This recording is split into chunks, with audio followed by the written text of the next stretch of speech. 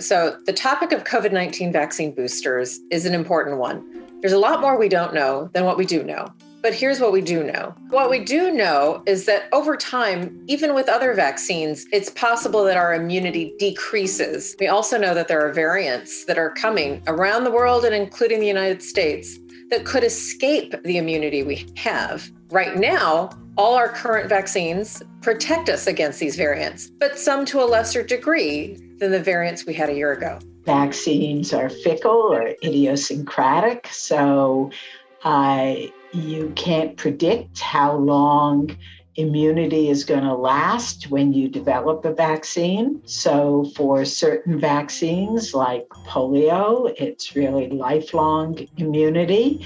And for other vaccines like flu, you get a booster every year. And for a vaccine like tetanus, you're advised to get a booster every 10 years or so. We don't have the information that we need about the SARS-CoV-2 vaccines, and they may be different from each other.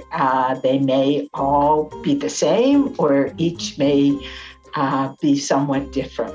We are seeing data on who might need boosters sooner rather than later. Certainly elderly, especially those above the age of 85, immunocompromised people, particularly people who have had solid organ transplants, which is actually many Americans and many people around the world, they demonstrate lower levels of immunity even with the current vaccines. So there might need to be a prioritization for those populations with boosters. All the manufacturers are working on boosters, and we expect that sometime in the next year, maybe, we might need these boosters. And we're looking at ways to even do this conveniently for Americans by offering it with the flu shot, for example, so you can get two vaccines at the same time. There are studies being conducted about mixing vaccines right now, not boosters, but mixing the vaccines, and they look like they're safe to mix. So you can get even the first shot from Moderna and maybe get your second shot from another manufacturer like AstraZeneca. Those trials are going on in other parts of the world today. So we will have more information, hopefully, about whether a booster could be a different manufacturer. I suspect that manufacturers will encourage people to stick with the kind of vaccine they got first. But at the end of the day, immunity can be built from any of these vaccines, and the boosters should also give you that same level of immunity. So mixing vaccines and boosters seems inevitable, especially around the world.